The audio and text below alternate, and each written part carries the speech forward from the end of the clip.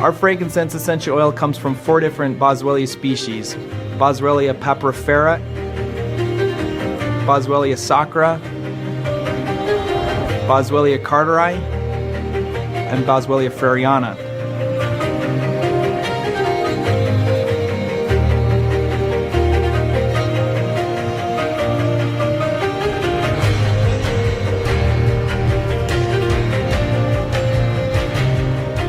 These regions of the world are some of the hardest areas of the world to access, but also to operate within with these supply chains. But it also provides a tremendous opportunity for us to do good and to help develop and promote and sustain these areas that are so dependent upon the resins from these trees.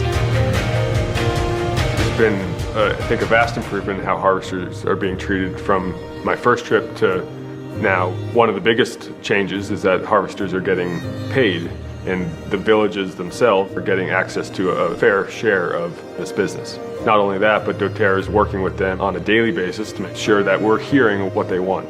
Not just getting paid for the resin, but they want access to education or to medical attention. doTERRA is involving itself on those levels.